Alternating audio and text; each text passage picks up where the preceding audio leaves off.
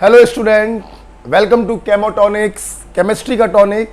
My self Vikas Porwal.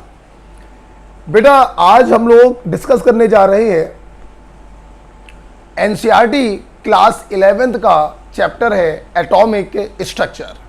तो आइए बच्चों आज चालू करते हैं एटॉमिक स्ट्रक्चर का लेक्चर नंबर 1। और इसमें हम लोग पढ़ेंगे बहुत ही बेसिक कॉन्सेप्ट मैं आपको बताऊंगा, जिनके ऊपर न्यूमेरिकल क्वेश्चंस भी खूब सारे पूछे जाते हैं बोर्ड्स में, नीट में और आईआईटी जेईई में। तो आइए चालू करते हैं एटॉमिक स्ट्रक्चर। चलिए भाई देखो ना, तो आज हम लोगों को एनसीईआरटी 11th का पहला टॉपिक हम चालू करने जा रहे हैं आज, एटॉमिक स्ट्रक्चर लेक्चर 1। ये बेटा एनसीईआरटी 11th का चैप्टर है। जैसे कि नाम से आपको समझ में आ रहा होगा एटॉमिक स्ट्रक्चर, मतलब यहां पर हम एटम के स्ट्रक्चर के बारे में पढ़ेंगे। एटम भी क्या किसी पार्टिकल से मिलकर बना है, ये हम लोग यहां पर देखेंगे, और भी बहुत सारी चीजें हैं। तो आइए स्टार्ट करते हैं। सबसे पहले मैं आपको बताना चाहूंगा about atom. The smallest particle of a matter. Matter means having mass and volume. Solid state के लेक्चर 1 में बता रखा है। डाल्टन साहब के अनुसार एटम जो होता है ये इंडिविजुअल होता है, इसको फर्दर डिवाइड नहीं किया जा सकता है। और एटम शब्द बच्चों आया है अल्फा टोमियो से, जिसका बच्चों मतलब ही होता है इंडिविजुअल।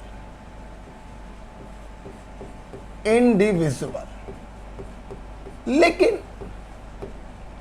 अल्फा टोमियो एक ग्रीक वर्ड है जिससे एटम आया है, और ग्रीक में इसका मतलब होता है इंडिविजुअल।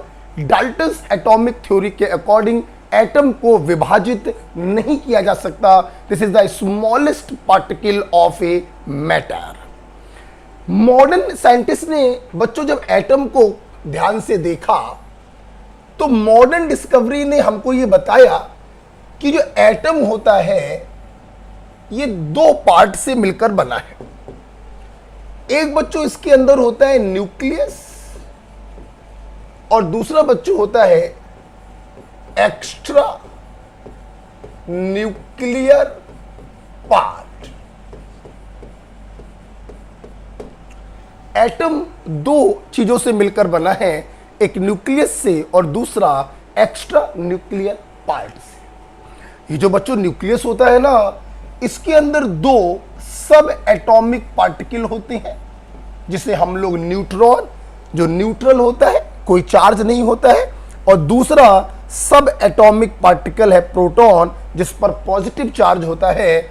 और ये दोनों न्यूक्लियस के अंदर रहते हैं। न्यूक्लियस के अंदर रहने के कारण इन दोनों पार्टिकल को collectively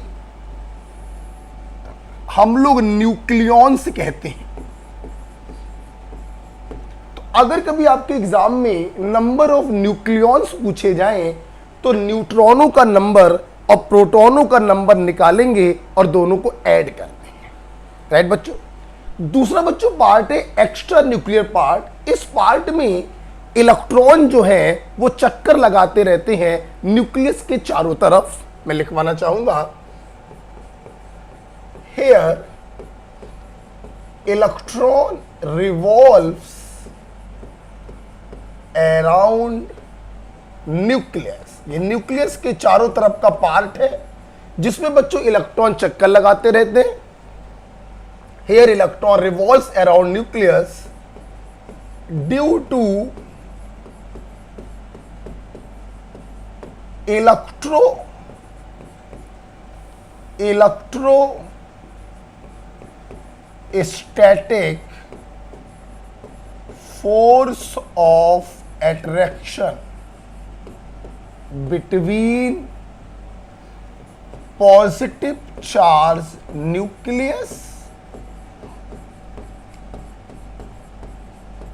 and negative charge electron.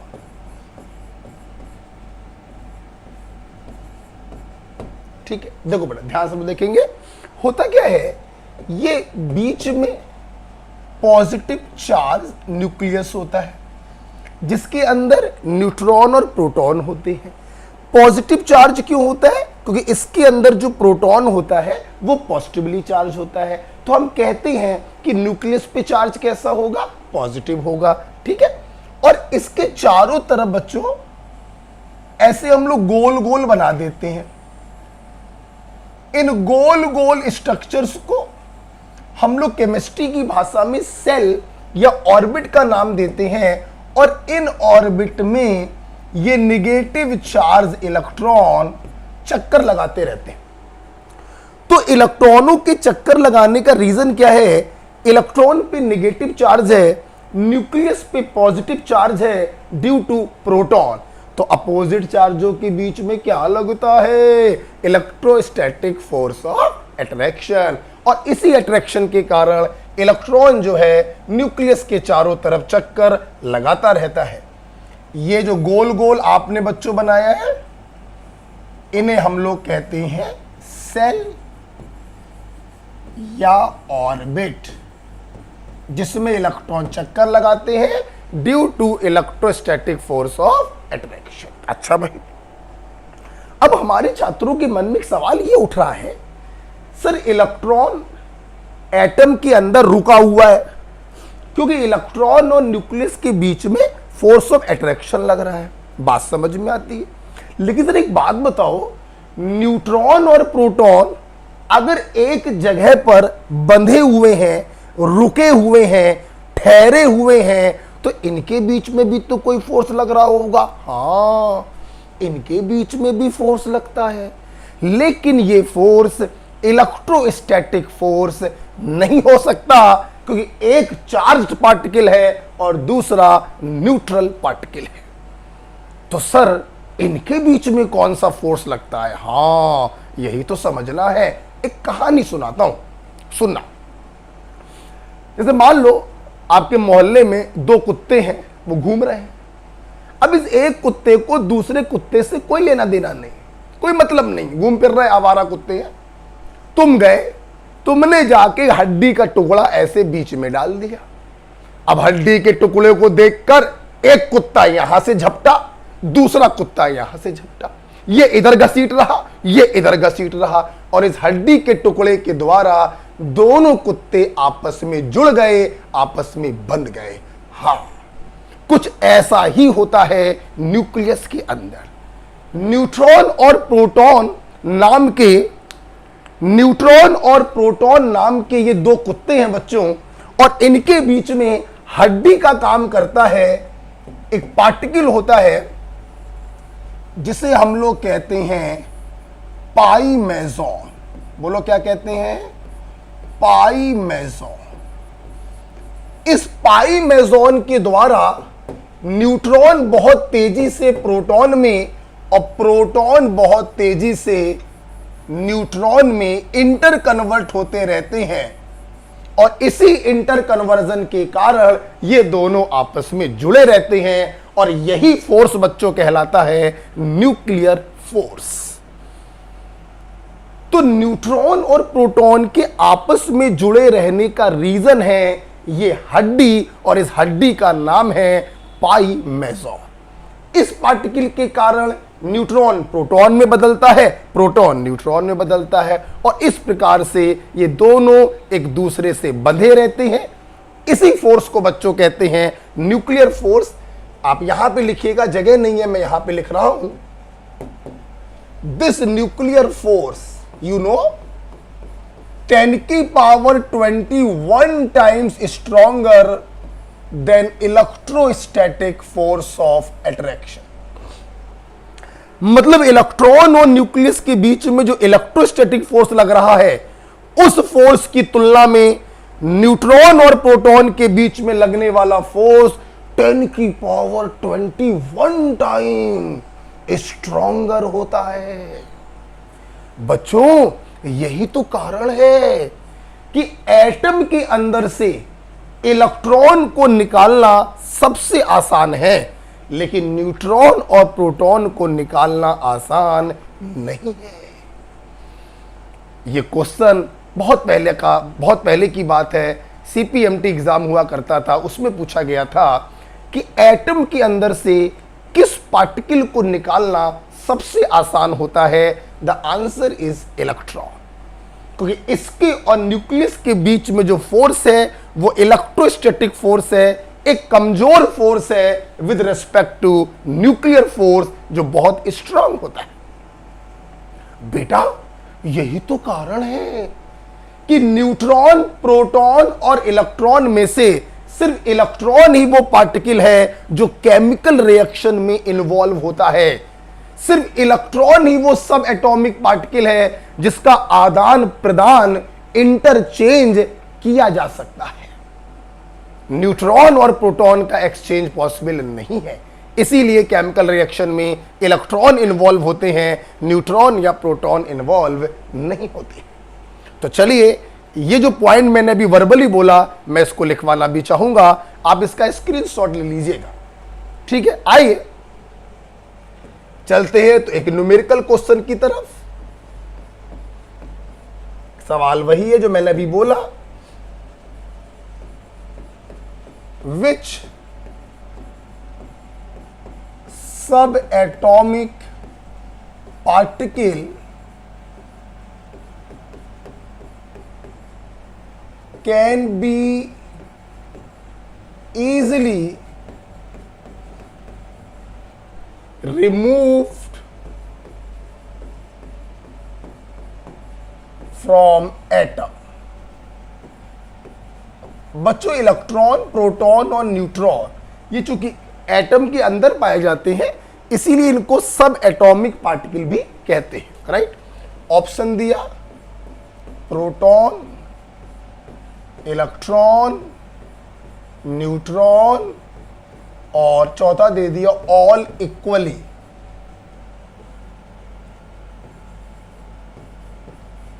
All equally. तो आप बताओ सबसे आराम से किसको निकाला जा सकता है? इलेक्ट्रॉन को, क्योंकि ये वीकली बॉन्डेड होता है, जबकि न्यूट्रॉन और प्रोटॉन बहुत ज्यादा स्ट्रांगली बॉन्डेड होते हैं। यहीं से निष्कर्ष निकल कर आता है, hence only electron participate in chemical reaction। आपने देखा होगा 11th में केमिकल बॉन्ड का जो फॉर्मेशन होता है, ionic bond, covalent bond, coordinate bond, वो इलेक्ट्रॉनों के कारण होता है, न्यूट्रॉन या प्रोटॉन के कारण नहीं होता है। राइट बच्चों, तो आई होप ये छोटा सा डिस्कशन आपको समझ में आया। एटम के अंदर एक छोटा सा न्यूक्लियस होता है जिसमें न्यूट्रॉन और प्रोटॉन रहते हैं। Due to nuclear force is due to pi meson. इनके चारों तरफ गोल गोल सेल या ऑर्बिट होती हैं जिसमें इलेक्ट्रॉन चक्कर लगाते हैं due to electrostatic force of attraction. Because electron is negatively charge and nucleus is positively charge due to presence of proton. Electrostatic force nuclear force की तुलना में कमजोर होता है, इसलिए इलेक्ट्रॉन को निकालना आसान है। इसीलिए केमिकल रिएक्शन में इलेक्ट्रॉन पार्टिसिपेट करता है, न्यूट्रॉन या प्रोटॉन पार्टिसिपेट नहीं करते। आपने पढ़ा होगा ionic bond, covalent bond, coordinate bond, ये इलेक्ट्रॉनों से बनते हैं, न्यूट्रॉन या प्रोटॉनों से नहीं बनते। राइट बेटा, चल पहला डिस्कशन खत्म हुआ। बच्चों, अब हम लोग यहां पर बात करेंगे रिप्रेजेंटेशन की। रिप्रेजेंटेशन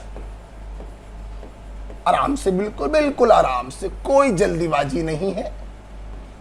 देखिए, अब मेरी बात सुनो तो अब तुम लोग अगर हर एटम को ऐसे ऐसे बनाओगे तो तुम्हारी पूरी कॉपी में बस गोल गोल दिखाई पड़ेगा और तो कुछ दिखाई नहीं पड़ेगा।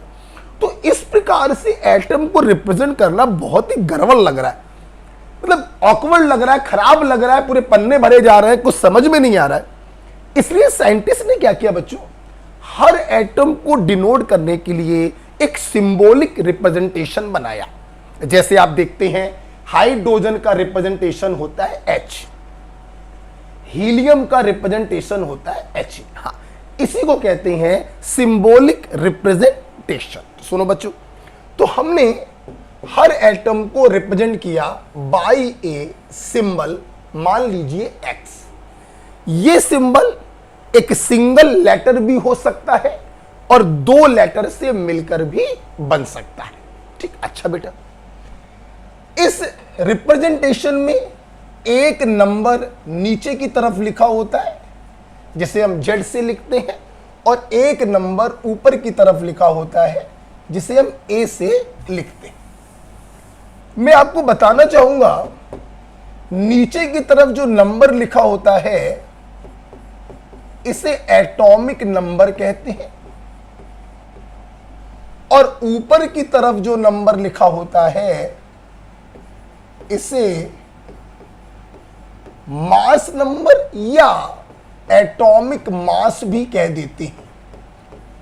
आल्दो थोड़ा सा डिफरेंस होता है मास नंबर और एटॉमिक मास में, बट आप उसे इग्नोर करिए, अभी फिलहाल ये दोनों चीजें क्या होती हैं, सेम होती हैं। तो ये बच्चों रहा रिप्रेजेंटेशन। पैरों के पास नीचे की तरफ एक नंबर लिखा होता है जिसे Z से रिप्रेजेंट करते हैं, एटॉमिक नंबर कहते हैं, और ऊपर की तरफ सर के पास एक नंबर लिखा होता है जिसे A से रिप्रेजेंट करते हैं, जिसे मास नंबर या एटॉमिक मास भी कहते हैं। ओके, जैसे आप बच्चों कुछ देख सकते हैं, इसी को देख लो, हा ही ली बे बक नो फने ना मग अल सी पस कल अर। कका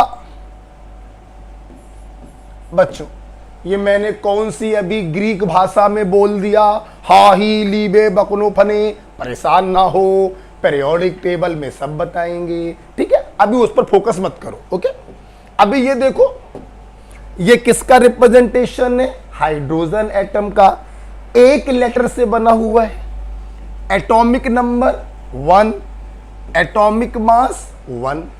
ये किसका रिप्रेजेंटेशन है, हीलियम एटम का, दो लेटर से मिलकर बना है, H और E, दोनों ने मिलकर हीलियम को रिप्रेजेंट किया, एटॉमिक नंबर 2, एटॉमिक मास 4। इसी प्रकार से Li lithium, Be beryllium, B is the symbol of boron, atomic mass 10 भी होता है और एटॉमिक मास 11 भी होता है। आज ही के लेक्चर में बताऊंगा 10 और 11 में क्या अंतर है। ठीक है, तो एटॉमिक नंबर 5, एटॉमिक मास या मास नंबर 10 या 11 दोनों होते हैं। 6, 12, 7, 14, 8, 16, 9, 19, 10, 20, right. Neon, sodium 11, 23, magnesium 12, 24, aluminium 13, 27, silicon 14, 28, phosphorus 15, 31, और इस प्रकार से क्लोरीन भी बच्चों बोरॉन के तरीके 35, 37 दोनों पॉसिबल है, 18, 40, 19, 39, 20, 40। देखो बच्चों, मैंने लिखवा जरूर दिया है, इसका मतलब ये नहीं कि अभी याद करने बैठ जाए, नहीं, कभी नहीं। जब जब आपको एटॉमिक नंबर या एटॉमिक मास की जरूरत पड़े, आप यहां से चेक कर लेना। बच्चों, हमारी केमिस्ट्री में एटॉमिक नंबर और एटॉमिक मास यही तो चलता है। तो बेटा ये इतनी बार आता है बेटा कि ये सारी चीजें आपको रट जाती है। आप इनको ऐसे करके रटने का प्रयास नहीं करोगे। बात नंबर 1। बात नंबर 2, जब आप पीरियोडिक टेबल आप हमसे पढ़ेंगे तो ये सारी चीजें ऑटोमेटिक हम आपको समझाएंगे, ठीक। और बात नंबर 3, कुछ बच्चे सोचते हैं कि एटॉमिक मास एटॉमिक नंबर का डबल होता है। ये बात हमेशा सही नहीं होती है। आप देख सकते हैं 12 दूनी 24, ठीक, 14 दूनी 28, ठीक, लेकिन क्या 15 दूनी 31? नहीं। क्या 17 दूनी 35 या 37? नहीं। इसलिए कुछ जगहों पे चल जाता है, कुछ जगहों पर नहीं चलता है। तो एटॉमिक मास हम लोग को याद करने पड़ते हैं। जैसे जैसे केमिस्ट्री में आप आगे बढ़ोगे वैसे वैसे आपको ये सब याद हो जाएगा। ओके बच्चों, तो रिप्रेजेंटेशन क्लियर हुआ। इस एटम के अंदर नीचे लिखा नंबर छोटा नंबर एटॉमिक नंबर, ऊपर लिखा नंबर बड़ा नंबर एटॉमिक मास या मास नंबर। इस एटम के अंदर कितने सब एटॉमिक पार्टिकल हैं? 3, इलेक्ट्रॉन, प्रोटॉन और न्यूट्रॉन। किसको आसानी से निकाल सकते हैं? इलेक्ट्रॉन को, क्योंकि वो लूजली बॉन्ड होता है। न्यूट्रॉन और प्रोटॉन को आसानी से नहीं निकाल सकते, क्यों? क्योंकि वो स्ट्रांगली बॉन्ड होता है। ठीक है, चल रिप्रेजेंटेशन हो गया। बहुत सारे एलिमेंट है, इतने आप ध्यान रखिएगा लगभग, ठीक है। चलिए, कुछ भी याद नहीं करेंगे, ध्यान रखना, ये सब अपने आप याद हो जाएगा। और पीरियोडिक टेबल पढ़ेंगे तो बिल्कुल याद हो जाएगा, ठीक है बच्चों। रिप्रेजेंटेशन के बाद मैं दूसरी बात करना चाहूंगा, डिस्कवरर। किस साइंटिस्ट ने किस पार्टिकल का डिस्कवरी किया? तो मैंने एक निमोनिक बना रखा है, याद करने का तरीका है, जरा देखिए। ईंट पर नाच, ये पुराना है, मुझे भी मेरे गुरुजी ने बताया था, मैंने इसको आगे बढ़ाया। ईंट पर नाच, मुआ पानी पर नाचता है। मुआ पानी पर नाचता है।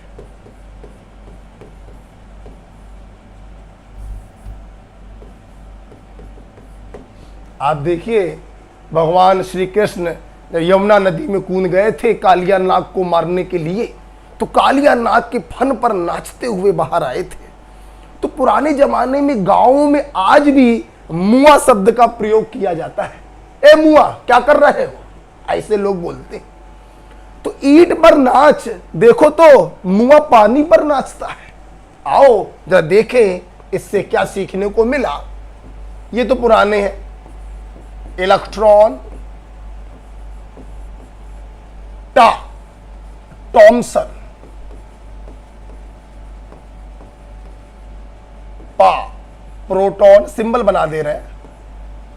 रा रदरफोर्ड,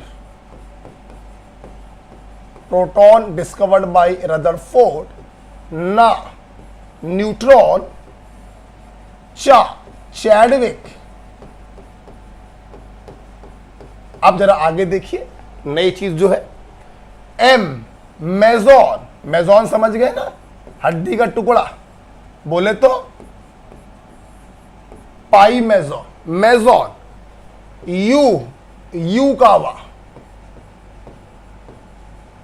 बेटा वो अलग बात है, यूकावा की स्पेलिंग वाई से स्टार्ट होती है। अब तुम्हारे बोर्ड में या नीट आईआईटी में ये नहीं आएगा यूकावा की स्पेलिंग बताओ, ठीक। हाँ, तो स्पेलिंग वाई से चालू होती है, बट यू से बन गया यूकावा, राइट। पा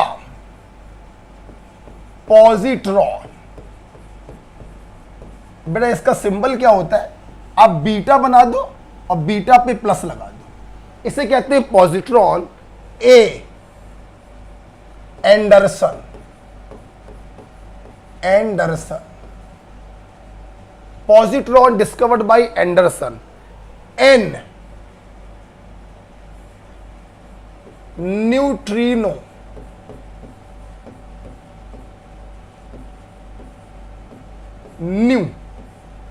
न्यूट्रिनो।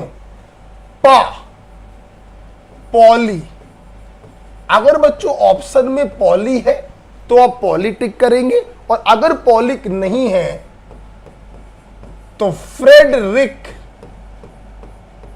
राइनस ये ट्रिक करेंगे। फ्रेडरिक राइनस ये ट्रिक करेंगे। तो electron discovered by Thomson, proton by Rutherford, neutron by Chadwick, pi meson by Yukawa, positron by Anderson and neutrino by Pauli, और अगर पॉली ऑप्शन में नहीं है तो फ्रेडरिक राइनस। राइट, ओके बच्चों आगे चलते हैं। न्यूट्रिनो के बारे में मैं यहीं पर आपको एक बात बताना चाहूंगा। Neutrino are almost massless, chargeless.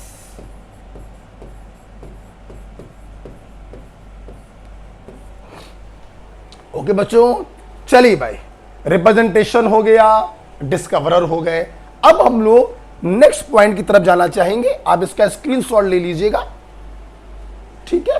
चल, नेक्स्ट पॉइंट बच्चों में बताना चाहूंगा about charge, mass and symbol. हमारे जो सब एटॉमिक पार्टिकल हैं, इलेक्ट्रॉन, प्रोटॉन, न्यूट्रॉन, उनका चार्ज क्या है, उनका मास क्या है, और उनको शॉर्ट में रिप्रेजेंट कैसे करते हैं। तो आइए देखा जाए।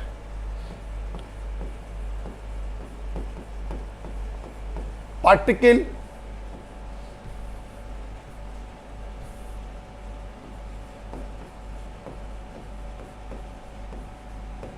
एब्सोल्यूट चार्ज,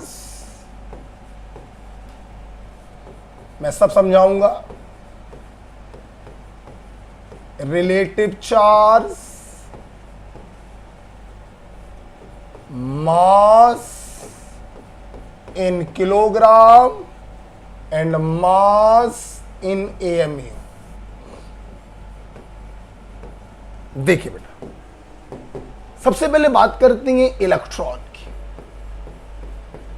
समझते हैं ना बेटा बच्चों, इलेक्ट्रॉन पे जो चार्ज होता है कूलाम में नेगेटिव होता है, और उसका मैग्नीट्यूड होता है 1.6 इंटू 10 की पावर -19 कूलाम। ठीक है, अब सुनना बेटा, इलेक्ट्रॉन को फर्दर डिवाइड नहीं कर सकते। तुमने एटम को खोलकर देखा, तुम्हें इलेक्ट्रॉन, प्रोटॉन, न्यूट्रॉन सब एटॉमिक पार्टिकल मिल गए। अब तुम सोचो कि इलेक्ट्रॉन को खोल के देख लें, तो वो अभी पॉसिबल नहीं है। हम क्वार्क्स की बात नहीं करेंगे, तो उसको खोलना अभी पॉसिबल नहीं है। मतलब this is the smallest charge, इससे छोटा चार्ज पॉसिबल नहीं है। तो हम लोग क्या करते हैं बेटा, इस चार्ज को यूनिट चार्ज मान लेते हैं। तो रिलेटिव चार्ज में हम लोग 1 कर देते हैं, unit charge, 1 unit charge, 1 unit charge, इसी को बोल देते हैं। माइनस साइन मैग्नीट्यूड में नहीं है, माइनस साइन सिर्फ ये बता रहा है कि इलेक्ट्रॉन पर इतना नेगेटिव चार्ज होता है, बस। ये स्मॉलेस्ट चार्ज है, इसको हम लोगों ने 1 यूनिट चार्ज मान लिया, दैट्स इट। मास की बात करें, इलेक्ट्रॉन का मास बिल्कुल नेग्लिजिबल होता है बच्चों, 9.1 इंटू 10 की पावर -31 किलोग्राम। ओके, जब बच्चों एएमयू की बात करते हैं तो ये जो मास है बिल्कुल नेग्लिजिबल मास होता है, इसीलिए इलेक्ट्रॉन का एएमयू में मास 0 माना जाता है। अब हम बात करते हैं इलेक्ट्रॉन के रिप्रेजेंटेशन की। तो देखिएगा, इलेक्ट्रॉन का सिंबल बना दीजिए ई, बना दिए। नीचे दिखाते हैं चार्ज, 1 यूनिट चार्ज माइनस में होता है ये, और ऊपर दिखाते हैं रिलेटिव मास एएमयू वाला जो 0 होता है। तो ये बच्चों इलेक्ट्रॉन का रिप्रेजेंटेशन हो गया। ठीक है, यूजुअली बच्चे लोग 2 चीजें समझते हैं, चार्ज इन कूलाम 1.6 इंटू 10 की पावर -19 कूलाम, और मास 9.1 इंटू 10 की पावर -31 किलोग्राम। आपको यह भी समझना चाहिए कि ये स्मॉलेस्ट चार्ज होता है, जिसको हम लोग 1 यूनिट चार्ज मान लेते हैं। मैंने बोला 10 यूनिट चार्ज, तो 10 यूनिट चार्ज का मतलब क्या हो गया? अगर आप इसको कूलाम में बदलेंगे तो इस 10 को 1.6 इंटू 10 की पावर -19 से मल्टीप्लाई करेंगे तो ये कूलाम में आ जाएगा। ओके, तो इसको हम लोग ऐसे बोल देते हैं 1 यूनिट चार्ज। एएमयू में इस मास को इग्नोर कर दिया जाता है, ये बहुत ही छोटा मास है, तो एएमयू में इसका मास माना जाता है 0। अच्छा, दूसरा बच्चों क्या है? प्रोटॉन। देखना, प्रोटॉन पे चार्ज इलेक्ट्रॉन की बराबरी होता है, but with opposite sign, that is positive. Magnitude वही रहता है। मैं उम्मीद करूंगा रिलेटिव चार्ज आप समझ गए होंगे क्या लिखना है, प्लस का 1 यूनिट। प्रोटॉन का बच्चों मास होता है 1.67 इंटू 10 की पावर -27 किलोग्राम, और इसी चीज को हम लोग एएमयू में मानते हैं 1 AMU is equal to mass of 1 proton is equal to 1.67 into 10 की पावर -27 किलोग्राम।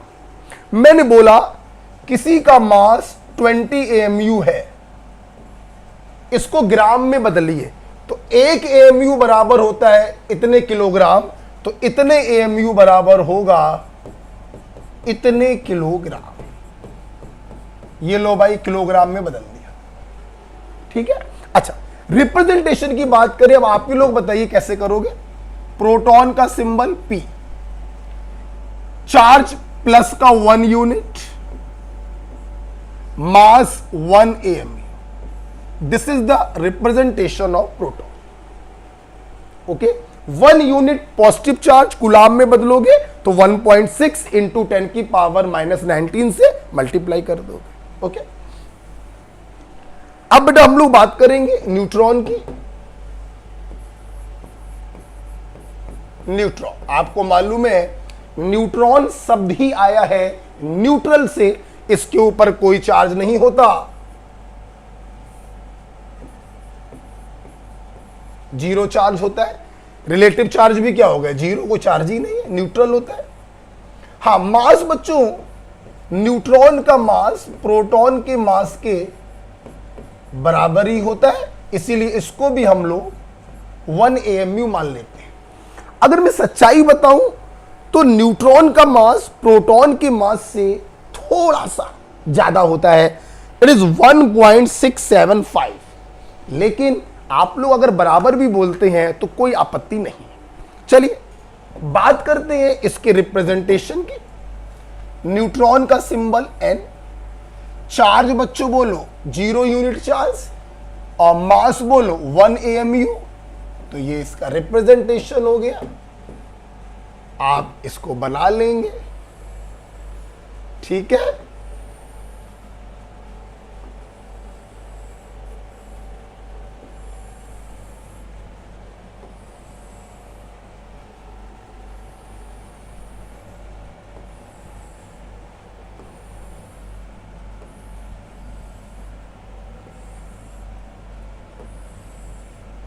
आप इस चीज को बना ले, एक टेबल टाइप की बन गई है। ओके, तो this is about the charge, about the mass, about the symbolic representation. I hope आपको याद ही होगा, ये भी चीजें आपको याद होंगी, ये भी याद होंगी। आपको नहीं मालूम होगा, हो सकता है इसका क्या मतलब होता है और इसका क्या मतलब होता है। इन्हीं दोनों को तो हम लोग सिंबॉलिक रिप्रेजेंटेशन में रिप्रेजेंट करते हैं। 1 यूनिट नेगेटिव चार्ज और 1 यूनिट का कूलाम में बदलोगे तो इस वैल्यू से मल्टीप्लाई करोगे। एएमयू में मास मानते हैं 0, क्योंकि इसका मास वास्तव में बहुत कम होता है, 9.1 इंटू 10 की पावर -31। तो एएमयू में इलेक्ट्रॉन के मास को 0 मानते हैं, जबकि एएमयू में प्रोटॉन और न्यूट्रॉन के मास को 1 माना जाता है। आप इसका स्क्रीनशॉट ले लेंगे। ओके, चलो बेटा बताओ बेटा, इलेक्ट्रॉन का मास बोलो किलोग्राम में, 9.1 इंटू 10 की पावर -31 किलोग्राम। एएमयू में बेटा क्या मानोगे? 0। इलेक्ट्रॉन का रिप्रेजेंटेशन क्या हुआ? -1 E0। प्रोटॉन का मास किलोग्राम में बोलो 1.67 इंटू 10⁻⁻27 किलोग्राम। एएमयू बेटा क्या बोलोगे 1 एएमयू रिप्रेजेंटेशन +1 P1। न्यूट्रॉन का मास प्रोटॉन के मास के लगभग बराबर, इवन थोड़ा सा ज्यादा होता है बट आप बराबर मानिए 1.67 इंटू 10⁻⁻27 किलोग्राम। एएमयू में बच्चों बोलो 1, चार्ज होता है 0, रिप्रेजेंटेशन 0n1। राइट बेटा। चलिए इस डिस्कशन के बाद अब हम लोग एक स्टेप आगे जा रहे हैं, आप इसका स्क्रीनशॉट ले लीजिएगा बेटा। ओके चलिए अगला बच्चों पॉइंट है हमारे सामने कैलकुलेशन।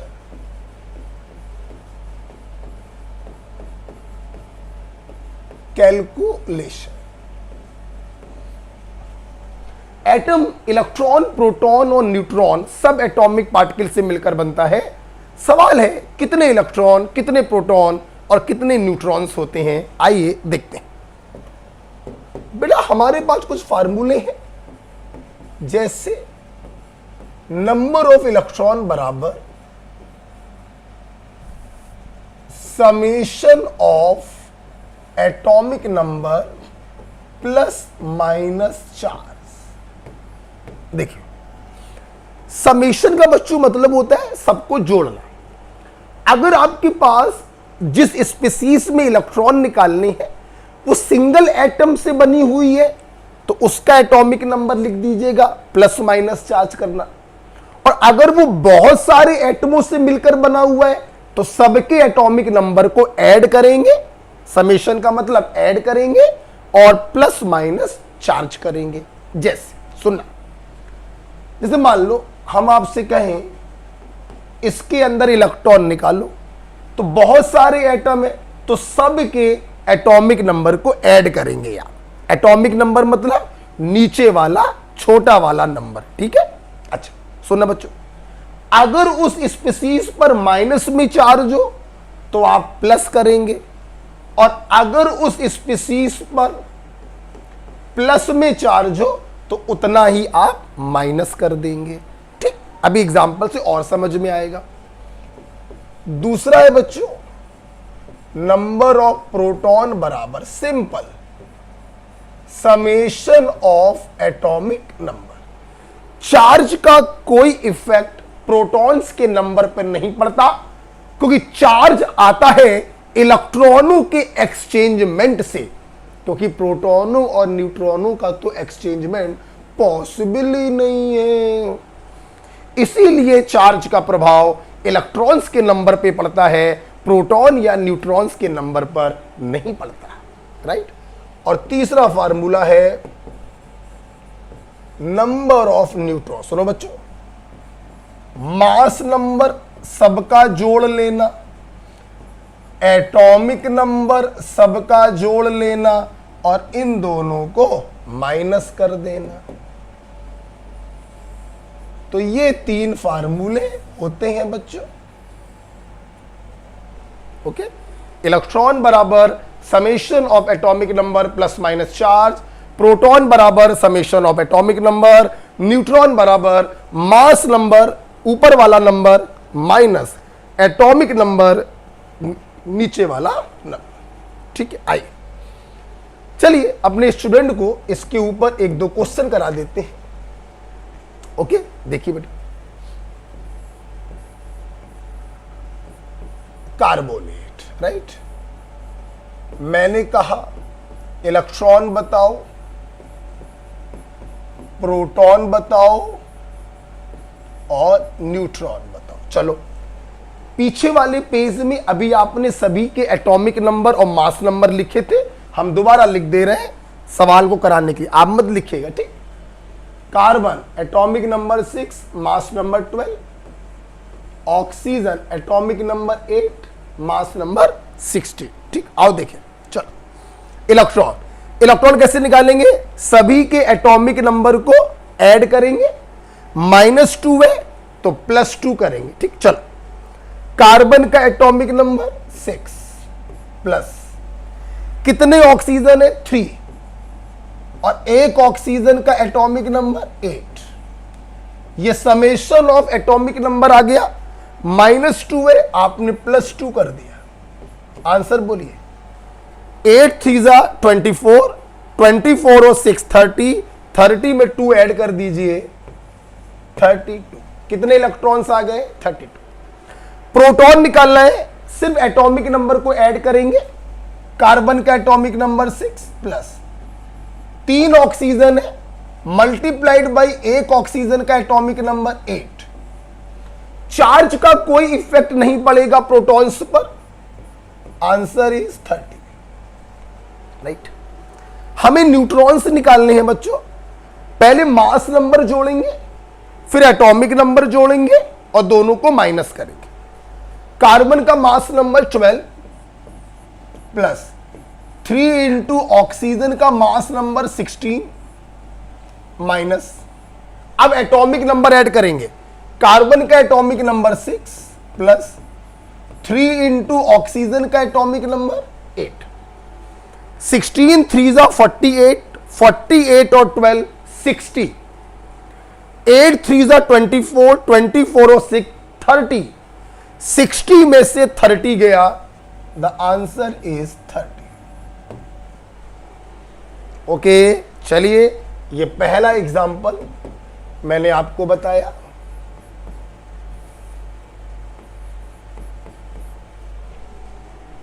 आई होप आपको इन फार्मूले का मतलब समझ में आया। आपको यह भी समझ में आया कि चार्ज का इफेक्ट सिर्फ इलेक्ट्रॉन पर ही क्यों पड़ता है, क्योंकि चार्ज आता है इलेक्ट्रॉनों के एक्सचेंजमेंट से। इलेक्ट्रॉन निकल गया, इलेक्ट्रॉन आ गया, इसलिए चार्ज का इफेक्ट सिर्फ इलेक्ट्रॉनों के नंबर पे पड़ेगा, प्रोटॉन या न्यूट्रॉन पर नहीं पड़ेगा। राइट। मैं इसी पेज में 2 सवाल और कराना चाहता हूं, इसलिए मैं फार्मूले को रब कर दे रहा हूं। आपने लिख लिया होगा। चल बेटा, अगला सवाल आप वीडियो को पॉज करके करेंगे। वीडियो को पॉज करके करिएगा। NH4 प्लस इलेक्ट्रॉन बताइए, प्रोटॉन बताइए, न्यूट्रॉन बताइए। ठीक है, चलिए मैं बताने जा रहा हूं। पीछे वाले पेज पर आपने देखा था नाइट्रोजन का एटॉमिक नंबर 7 था, मास नंबर 14। हाइड्रोजन का एटॉमिक नंबर और मास नंबर दोनों ही 1 होते हैं। चलिए, इलेक्ट्रॉन सभी के एटॉमिक नंबर को जोड़ो। नाइट्रोजन का एटॉमिक नंबर 7 प्लस 4 हाइड्रोजन है तो 4 इंटू हाइड्रोजन का एटॉमिक नंबर। बच्चों +1 लगा तो -1 कर देंगे, उल्टा कर देते हैं। 7 + 4 11 और 11 में से 1 चला गया 10। कितने इलेक्ट्रॉन्स आ गए? 10। राइट। प्रोटॉन सिर्फ एटॉमिक नंबर को ऐड करेंगे, चार्ज का कोई इफेक्ट नहीं होगा।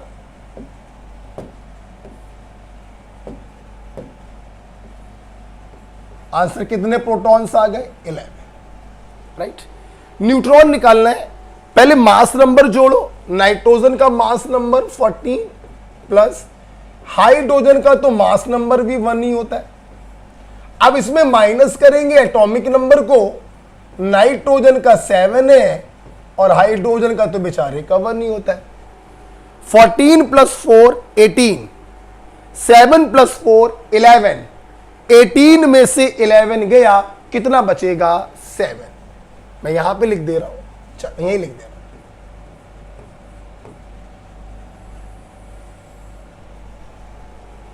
ओके, तो 10 इलेक्ट्रॉन से 11 प्रोटॉन से और 7 न्यूट्रॉन से। राइट। चल अगला एग्जांपल मैं देने जा रहा हूं, फिर वीडियो को पॉज करके आपको करना है।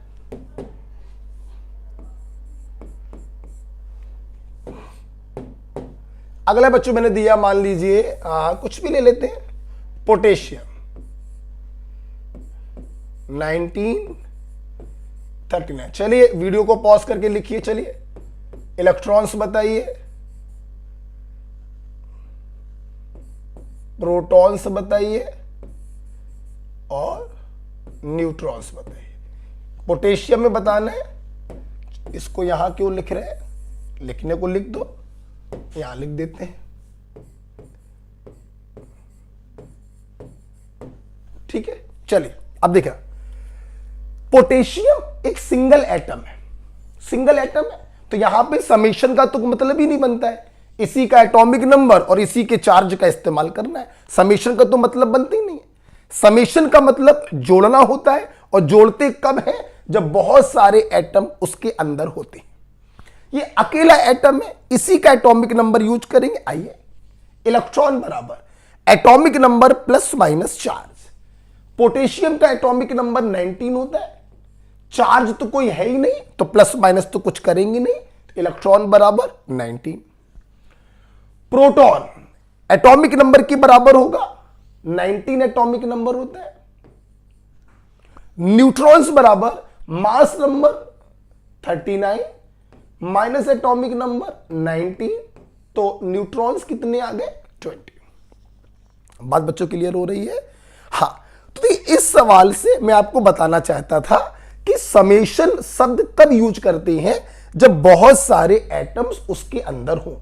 अगर सिंगल एटम है तो काहे बात का समेशन, किस बात का जोड़ना, सिंपल उसी के एटॉमिक नंबर को लिख देते हैं, प्लस माइनस चार्ज कर देते हैं। क्योंकि चार्ज है ही नहीं तो प्लस माइनस तो कुछ करेंगे नहीं, ठीक है। आई होप आपका सही गया होगा।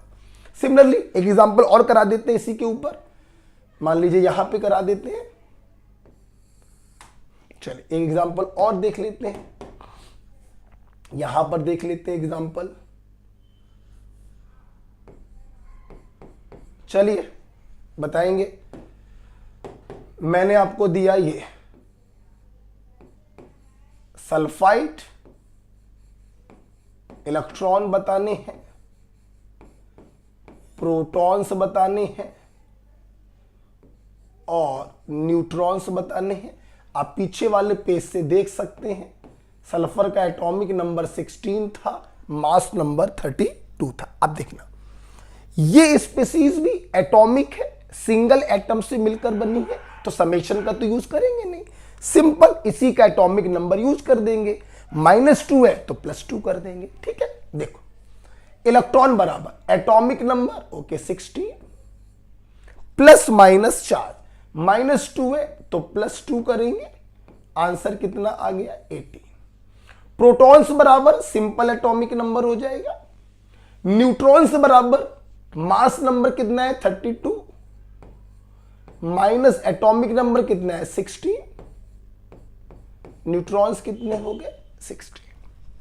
ओके, तो आई होप आप इलेक्ट्रॉनों के, प्रोटॉनों के और न्यूट्रॉन्स के नंबर भी निकाल सकते हैं, ठीक। चलो सुनो बेटा, आपके सामने ये 4 एग्जांपल लिखे हैं, अब जरा ध्यान देखा बेटा, अगर आपकी स्पीसीज न्यूट्रल है, उस पर कोई चार्ज नहीं है, तो आप देखिए इलेक्ट्रॉन्स और प्रोटॉन्स का नंबर बराबर होता है। हाँ बिल्कुल, जब तुम न्यूट्रल हो तो जितना तुम्हारे अंदर निगेटिव होगा उतना ही तुम्हारे अंदर पॉजिटिव होगा, तभी तो न्यूट्रल होगे।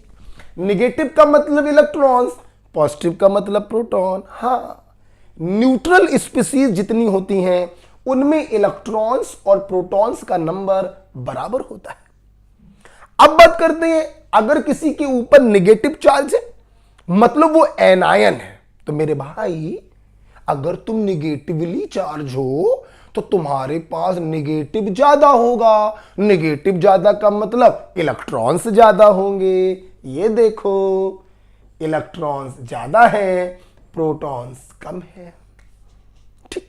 अब मान लो तुम्हारे ऊपर पॉजिटिव चार्ज है, तो अगर पॉजिटिव चार्ज है तो पॉजिटिव वाला ज्यादा होगा। ये देखो, पॉजिटिव मतलब प्रोटॉन है 11, निगेटिव मतलब इलेक्ट्रॉन है 10। That's it. तो न्यूट्रल स्पीसीज में इलेक्ट्रॉन प्रोटॉन का नंबर बराबर होता है, एनायनिक स्पीसीज में नेगेटिव का नंबर ज्यादा होगा और कैटायनिक स्पीसीज में प्रोटॉन का नंबर ज्यादा होगा। राइट, तो आइए हम लोगों ने जो ये सीखा इसको लिखवा दिया जाए। मैं इसको हटाना चाहूंगा बच्चों, ठीक है। स्क्रीनशॉट ले लिया करो जब मैं किनारे जाया करूं, आपको लिखने में आसानी रहेगी। आइए, तो अब मैं अपने स्टूडेंट को कुछ नोट लिखवाऊंगा। बहुत इंपॉर्टेंट नोट है ये, 5000 का नोट है, आराम से लिखना। नोट नंबर 1 क्या? फॉर न्यूट्रल स्पीसीज जिस पर कोई चार्ज ना हो, electrons must be equal to protons. Right, right बेटा। फॉर एनायनिक स्पीसीज, एनायनिक का मतलब जिस पर निगेटिव चार्ज हो। तो अगर निगेटिव चार्ज है तो निगेटिव वाला ज्यादा होगा, पॉजिटिव वाला कम होगा। एनायनिक का मतलब निगेटिव चार्ज, ठीक। And for cationic species, cationic species, cationic का मतलब बच्चों बोलो पॉजिटिव चार्ज। तो अगर पॉजिटिव चार्ज होगा तो पॉजिटिव वाले का नंबर ज्यादा होगा, मतलब protons are more than electron. ठीक, तो पहला पॉइंट आपने देखा, बहुत अच्छी फीलिंग आ रही होगी। अगर आपको हमारे ये लेक्चर अच्छे लग रहे हैं तो कमेंट बॉक्स में बताया तो करो, थोड़ा अच्छा लगता है सुनकर कि आपको कैसा लग रहा है पढ़ने में, आपके बेसिक्स क्लियर हो रहे हैं कि नहीं हो रहे हैं। ठीक है, तो बताया जरूर करो बच्चों। नेक्स्ट पॉइंट नंबर 2, आप जानते हैं बच्चों प्रोटियम, प्रोटियम, प्रोटियम क्या होता है? Hydrogen, atomic number 1, mass number 1। Protium is the only element,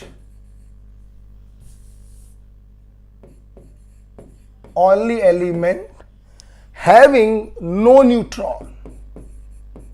feel करो, रटना नहीं है, कोई रटना नहीं है, खुद देखो। प्रोटियम दैट इज हाइड्रोजन एक ऐसा एलिमेंट है जिसके पास कोई भी न्यूट्रॉन पॉसिबल नहीं है। आप खुद देखिए, इलेक्ट्रॉन्स कितने होंगे एटॉमिक नंबर के बराबर? चार्ज तो कोई है नहीं। प्रोटॉन्स कितने होंगे एटॉमिक नंबर के बराबर? और न्यूट्रॉन्स कितने होंगे? Mass number minus atomic number बराबर 0। क्लियर? तो प्रोटियम एक ऐसा एलिमेंट है बच्चों जिसके पास कोई न्यूट्रॉन नहीं होता, क्योंकि एटॉमिक नंबर भी 1 है और मास नंबर भी 1 है। ध्यान से देखिए, इस प्रोटियम के ऊपर कोई चार्ज नहीं है, ये न्यूट्रल है, इसीलिए देखिए इलेक्ट्रॉन्स और प्रोटॉन्स का नंबर आपस में बराबर है। ओके, चलिए 2 पॉइंट के बाद नोट नंबर 3 की तरफ मैं जा रहा हूं। आप स्क्रीनशॉट लेना चाहें ले सकते हैं। ओके, चलिए नोट नंबर 3 बच्चों, नोट नंबर 3 है एनसीईआरटी से आइसो।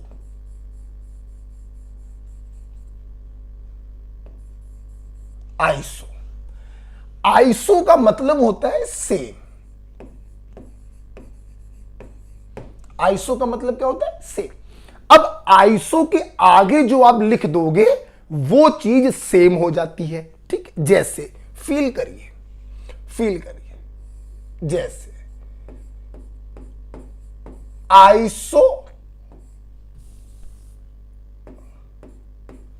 आइसो इलेक्ट्रॉनिक, फील करो। तो आइसो का मतलब सेम और इलेक्ट्रॉनिक का मतलब इलेक्ट्रॉन। तो ऐसी स्पीसीज जिसमें इलेक्ट्रॉन का नंबर सेम होता है हम लोग उसे कहते हैं आइसो इलेक्ट्रॉनिक। ठीक है। जैसे देखो बेटा, हमने दिया फ्लोराइड, नियन और मान लो हमने दे दिया Na+।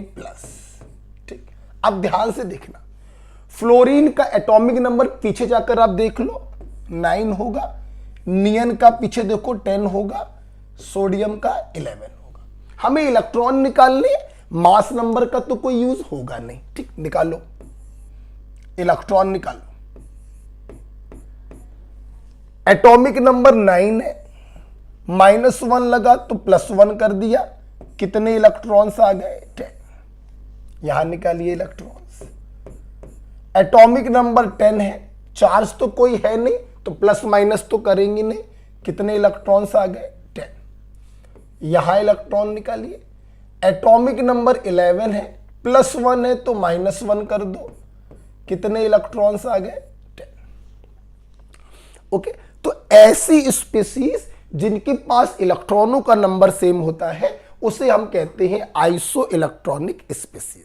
बच्चों, आपने फील किया होगा कि सिंगल एटम है तीनों में, इसलिए समेशन की जरूरत ही नहीं पड़ेगी, सिंपली उनके एटॉमिक नंबर रखेंगे और प्लस माइनस चार्ज कर देंगे। ओके बच्चों, चलिए और देखते हैं आइसो इलेक्ट्रॉनिक एग्जांपल। मान लीजिए मैंने आपको दे दिया, कुछ भी ले लीजिए, Cl- ले लीजिए और S-2 ले लीजिए और आप कैल्शियम +2 ले लीजिए, आप आर्गन ले लीजिए। पीछे जाकर देख सकते हैं आप, क्लोरीन का एटॉमिक नंबर 17 था, सल्फर का 16 था, कैल्शियम का 20 था, आर्गन का 18 था। पीछे जाकर देख लो। अब मेरे को इलेक्ट्रॉन निकालने, मैं डायरेक्ट काम करूंगा। एटॉमिक नंबर 17 है, -1 है तो +1 कर देंगे, 18 इलेक्ट्रॉन आएंगे। एटॉमिक नंबर 16 है, -2 है तो +2 कर देंगे, 18 इलेक्ट्रॉन आएंगे। एटॉमिक नंबर 20 है, +2 है तो -2 कर देंगे, 18 इलेक्ट्रॉन आएंगे। एटॉमिक नंबर 18 है, चार्ज तो कोई है नहीं, 18 इलेक्ट्रॉन्स आएंगे। तो ये चारों भी बच्चों आपस में क्या हो गए हैं? आइसो इलेक्ट्रॉनिक हो गए। ओके, कोई प्रॉब्लम तो नहीं है।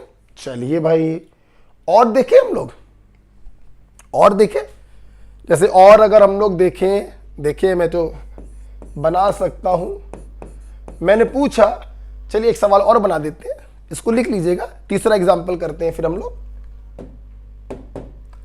ठीक है, आइसो इलेक्ट्रॉनिक,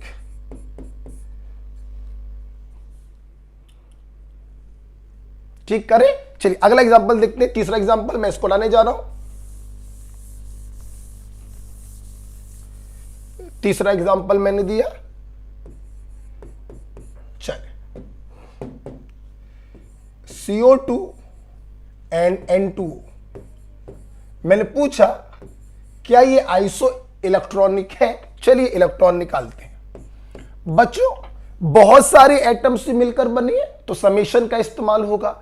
कोई चार्ज नहीं है तो प्लस माइनस नहीं करना पड़ेगा। ठीक, पीछे जाकर देखिए, कार्बन का atomic number 6 plus 2 into oxygen का एटॉमिक नंबर 8, 8 टू जा 16, 16 और 6 22।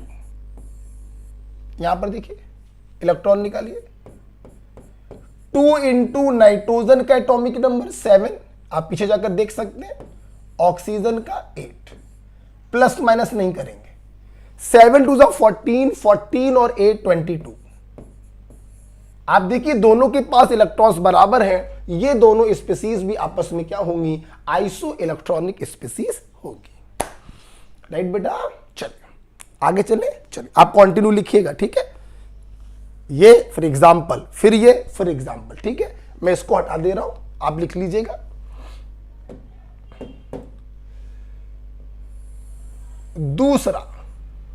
दूसरा आइसो है बच्चों, आइसोटोप।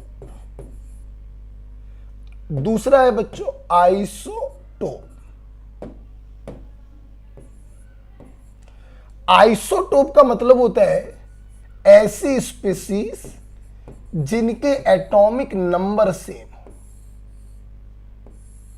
एटॉमिक नंबर मतलब नीचे वाला नंबर, पैरों के पास लिखा नंबर सेम हो। जैसे देखिए मैंने दिया 5B10 एंड 5B11। आप देखिए ये बोरॉन के दो आइसोटोप है, एटॉमिक नंबर देखिए दोनों का सेम है, लेकिन मास नंबर क्या होता है अलग। बच्चों में एक बात वर्बली आपको बोल रहा हूं, बहुत ध्यान से कॉपी में हिंदी में लिख लीजिएगा। एटॉमिक नंबर, क्या बोला, एटॉमिक नंबर सिंबल को डिसाइड करता है। अगर एटॉमिक नंबर सेम होगा तो उस एलिमेंट का सिंबल भी सेम होगा। ध्यान रखिएगा, मास नंबर कभी भी सिंबल को डिसाइड नहीं करता। अगर किसी का सिंबल पहचानना है तो एटॉमिक नंबर को देखना पड़ेगा। हमने बोला एटॉमिक नंबर 6, तो गारंटी है बच्चों वो एलिमेंट कार्बन ही होगा और कोई हो ही नहीं सकता। लेकिन मैंने बोला मास नंबर 14, तो अब तुम डंके की चोट पर सीना चौड़ा करके नहीं बोल सकते कि ये नाइट्रोजन होगा या ये कार्बन होगा। हां, मास नंबर 14 यूजली नाइट्रोजन का होता है, लेकिन कार्बन का भी हो जाता है। वो कार्बन का रेडियो एक्टिव आइसोटोप होता है 6C14। हटाइए उस चीज को। तो मैं कहना चाहता हूं एटॉमिक नंबर दो लोगों के कभी भी सेम नहीं हो सकते। मास नंबर सेम हो सकते हैं, एटॉमिक नंबर दो लोगों के कभी सेम नहीं हो सकते। अगर एटॉमिक नंबर सेम है तो एक्चुअली में वो एक ही एलिमेंट होगा। ये भी बोरॉन है, ये भी बोरॉन है, राइट। और देख सकते हैं क्लोरीन के दो आइसोटोप हैं, 17 क्लोरीन 35 एंड 17 क्लोरीन 37। आप देखिए एटॉमिक नंबर सेम है, मास नंबर डिफरेंट है, ये दोनों आपस में आइसोटोप हैं। चूंकि एटॉमिक नंबर सेम है इसलिए सिंबल भी क्या होगा, सेम होगा। ये दोनों एक ही एलिमेंट है, राइट। एक एग्जांपल और बताना चाहेंगे इसका, मैं ऊपर रब करने जा रहा हूं, ठीक है। एक एग्जांपल और लेते हैं। चल हम लोग आइसो पढ़ रहे हैं। अगला एग्जांपल बच्चों इसमें लेंगे हम protium 1H1, deuterium 1H2 and tritium 1H3। नाम भी लिख दे रहे हैं, प्रोटियम, ड्यूटीरियम और ट्राइटियम। आप देखिए हाइड्रोजन के 3 आइसोटोप होते हैं, एटॉमिक नंबर सेम है लेकिन मास नंबर डिफरेंट है। चूंकि एटॉमिक नंबर सेम है तो सिंबल भी सेम होगा। हां, ये तीनों हाइड्रोजन के ही एलिमेंट हैं, HHH। ठीक है, सुना बच्चों। ये जो ड्यूटीरियम होता है बच्चों 1H2, इसको हम लोग कैपिटल D से भी रिप्रेजेंट करते हैं, तो कभी कभी ऐसे भी लिखकर आ जाता है 1D2। और ट्राइटियम बच्चों इसे T से रिप्रेजेंट करते हैं, ये कभी कभी ऐसे लिख के आ जाता है। ड्यूटीरियम का जो मास है वो प्रोटियम से जस्ट डबल होता है, इसीलिए ड्यूटीरियम को हैवी हाइड्रोजन भी कहते हैं। क्या कहते हैं? Heavy hydrogen. ट्राइटियम की चर्चा कभी नहीं होती बच्चों, क्योंकि ट्राइटियम जो होता है रेडियो एक्टिव होता है और रेडियो एक्टिव एलिमेंट अनस्टेबल होते हैं। क्या होते हैं? अनस्टेबल। अपने अंदर से अल्फा, बीटा और गामा को इमिट करते हैं, अनस्टेबल होते हैं। तो ये 3 एग्जांपल आइसोटोप के आपने देखे, बोरॉन, क्लोरीन और हाइड्रोजन में प्रोटियम, ड्यूटीरियम, ट्राइटियम। ड्यूटीरियम को हैवी हाइड्रोजन भी कहते हैं and tritium is radio active unstable. Okay बच्चों, आइसो इलेक्ट्रॉनिक हो गया, आइसोटोप हो गया। आगे चले हटाते हैं इसको। ठीक है, हटाते हैं। आइसो में बच्चों अगला है आइसोबार। आइसोबार बच्चों उन्हें कहते हैं जिनका मास नंबर सेम हो। क्या सेम हो? मास नंबर सेम हो, एटॉमिक मास सेम हो, ऊपर वाला नंबर सेम हो। जैसे आर्गन 18, 40 और कैल्शियम 20, 40। आप देखो बच्चों, एटॉमिक नंबर डिफरेंट है लेकिन मास नंबर क्या है? सेम। आइसोबार, चूंकि एटॉमिक नंबर डिफरेंट है तो सिंबल भी डिफरेंट होंगे। हां, इसका सिंबल AR आर्गन का ये एटम है, इसका सिंबल CA कैल्शियम का ये एटम। अगर एटॉमिक नंबर डिफरेंट है तो सिंबल भी डिफरेंट होंगे, ये ध्यान रखिएगा। ठीक है, तो ये दोनों आपस में क्या हो गए? आइसोबार हो गए। ठीक है, नेक्स्ट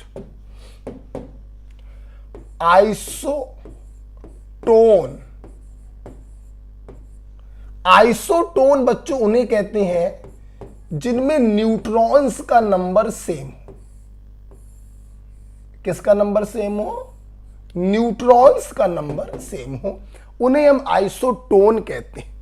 ऐसे याद रखा करो, टोन में आता है N,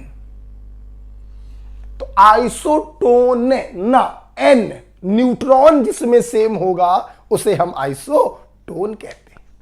ओके, जैसे देखो बेटा, मान लो हमने एग्जांपल ले लिया, ये ले लेते हैं,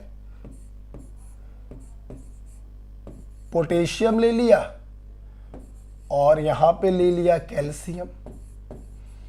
आप देखिए, ध्यान देना बेटा, ना एटॉमिक नंबर सेम है, ना मास नंबर सेम है, ना आइसोटोप है, ना आइसोबार है। तो आओ चेक कर लें कहीं ये साले आइसोटोन तो नहीं है। चलो देखो, न्यूट्रॉन निकालो, सिंगल एटम है, समेशन का तो कोई मतलब नहीं है, तो mass number minus atomic number, कितने न्यूट्रॉन्स? 20। यहां न्यूट्रॉन्स निकालो, mass number minus atomic number, कितने न्यूट्रॉन्स? 20। आप देखिए ये दोनों आपस में क्या होंगे? आइसोटोन होंगे। That's it. ओके बच्चों, आइसोटोन क्लियर हो गया। अच्छा, आपको मैं एक लर्निंग ट्रिक देता हूं। आइसोबार, बार मतलब भार, भार, भार, और भार मतलब परमाणु भार, एटॉमिक मास। फील करो, फील करो, फील करो, फील करो। आइसोबार, बार मतलब भार, भार, भार मतलब मास, एटॉमिक मास से। That's it. तो आइसोबार में एटॉमिक मास ऊपर वाला सेम, तो आइसोटोप में एटॉमिक नंबर नीचे वाला सेम।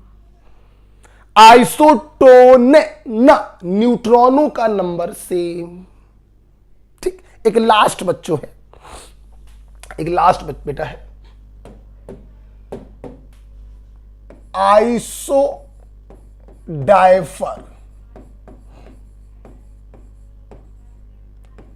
आइसोडाइफर उन्हें कहते हैं जिनमें न्यूट्रॉन और प्रोटॉन का डिफरेंस सेम होता है। न्यूट्रॉन और प्रोटॉन का डिफरेंस सेम होता है, उन्हें बच्चों हम लोग आइसोडाइफर कहते हैं। बहुत आराम से याद कर सकते हैं, डाइफर से आपका बन जाएगा डिफरेंस। डाइफर से क्या बना? डिफरेंस। तो डिफरेंस सेम, उसे हम लोग कहेंगे आइसोडाइफर। एग्जाम्पल देखिए, जैसे मान लीजिए, बना देते हैं ऐसे ही, कोई याद नहीं करने होते हैं एग्जाम्पल आपको। ये दिया और ये दिया,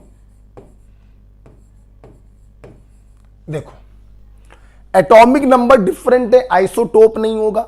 मास नंबर डिफरेंट है, आइसोबार नहीं होगा। आइए चलते हैं आइसोडाइफर निकालने के लिए पहले न्यूट्रॉन्स का नंबर निकालते हैं। न्यूट्रॉन्स का number, mass number minus atomic number, कितना आएगा? 4। 13 में से 9 गया 4। ठीक, इसका न्यूट्रॉन्स निकालो,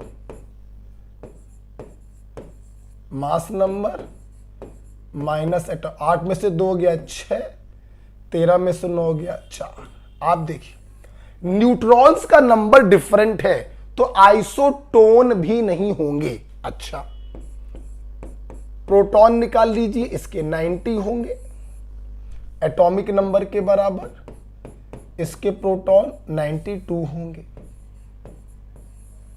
ठीक, ना आइसोटोप है, ना आइसोबार है, ना आइसोटोन है। तो अब निकाल कर देखिए आइसोडाइफर की कंडीशन 144 माइनस 90 54 आया। ठीक, यहां पे निकालिए n माइनस पी, कितने न्यूट्रॉन है 146 और कितने प्रोटॉन है 92। 6 में से 2 गया 4 और 14 में से 9 गया 5। ये देखिए हम कहेंगे ये दोनों आपस में क्या है, आइसोडाइफर हैं। न्यूट्रॉन और प्रोटॉन का डिफरेंस क्या आ रहा है बच्चों, सेम आ रहा है। राइट बेटा, चल तो आई होप हमारे स्टूडेंट को ये पूरी थ्योरी जो है वो क्लियर हुई होगी।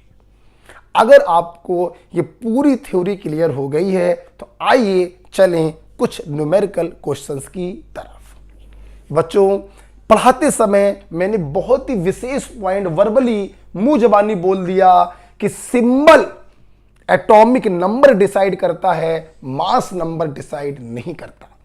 अगर एटॉमिक नंबर किसी के सेम है तो इसका मतलब है वो दोनों एक ही एलिमेंट हैं, उन दोनों के सिंबल सेम होंगे।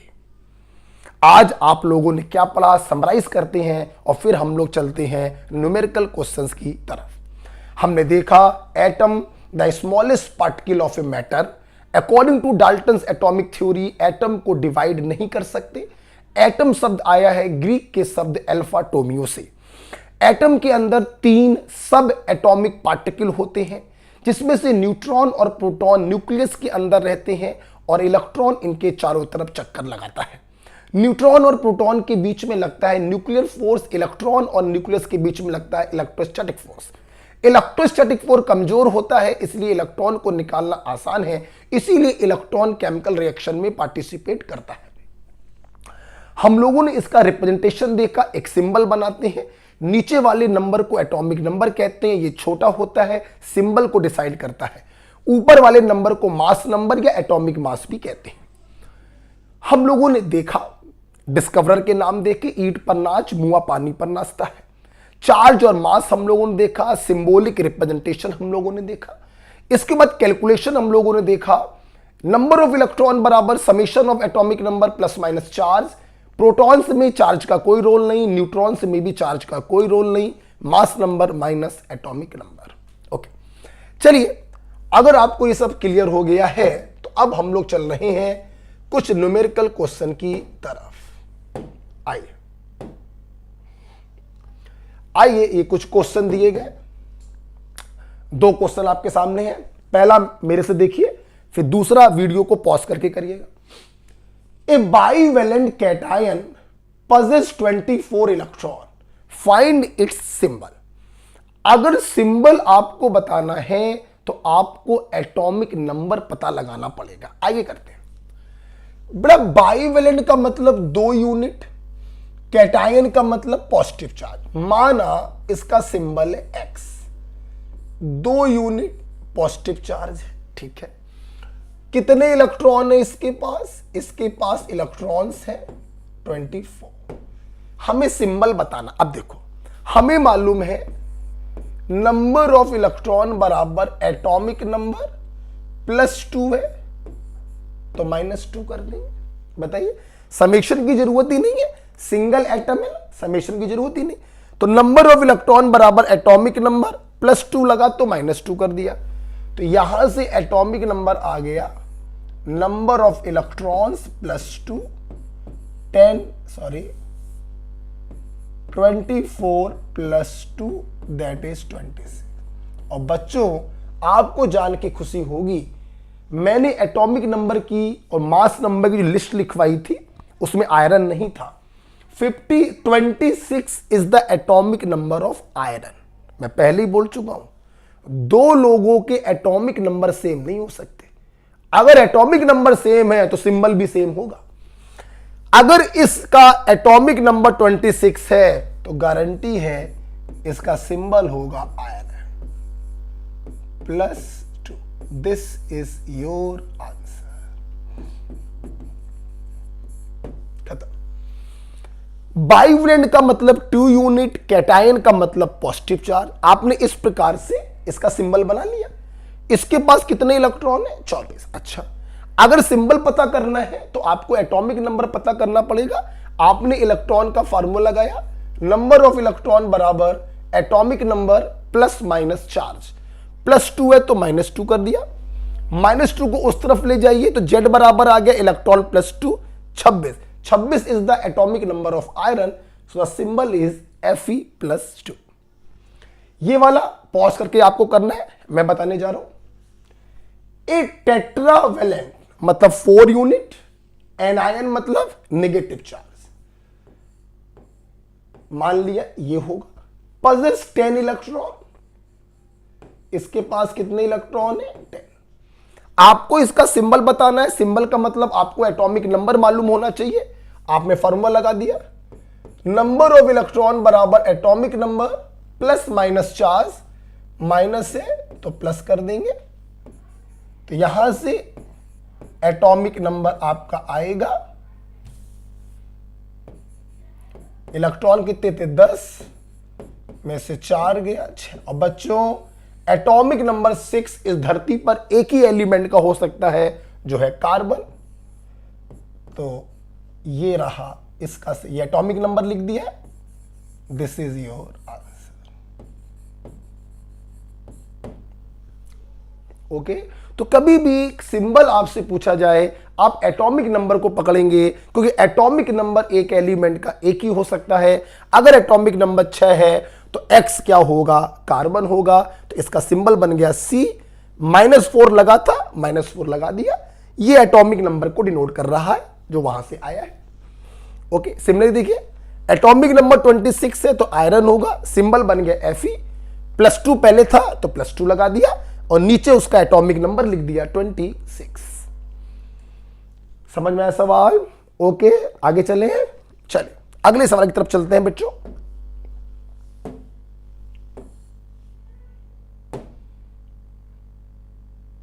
आइए, अगला क्वेश्चन आपके सामने ये लिखा हुआ है। आइए इस क्वेश्चन को करते हैं। देखिए, if mass of neutron is double, ध्यान से सुनिएगा सब लोग। हमने क्या किया है पहले हम लिखना चाहेंगे। न्यूट्रॉन के मास को डबल किया है। अच्छा, mass of proton is half, proton के मास को हमने हाफ किया है। अच्छा, mass of electron is also double, electron के मास को हमने डबल किया है।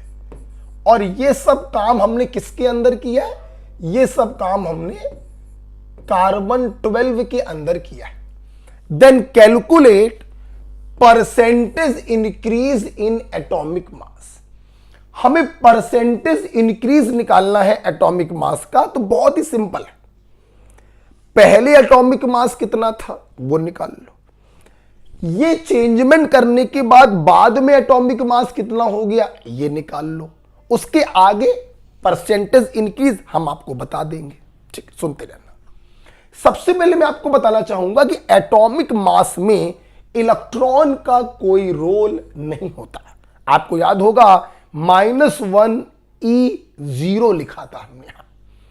इसका जो मास है वो इतना छोटा होता है कि हम लोग इसको इग्नोर कर देते हैं।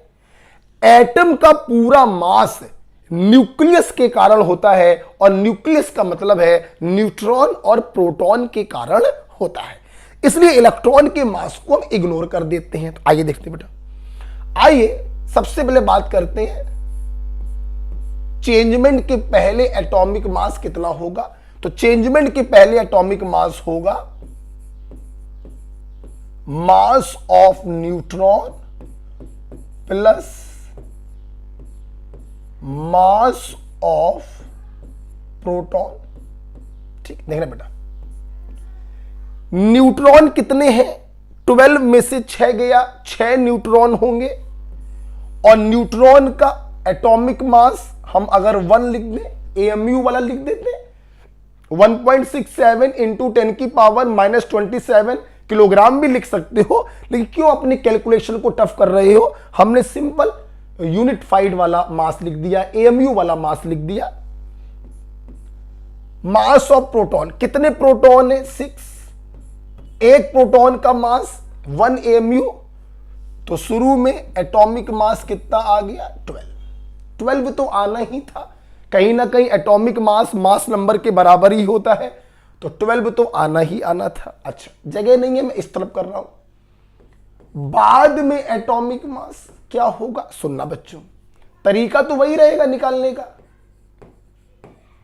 Mass of neutron plus mass of proton, तरीका तो वही रहेगा।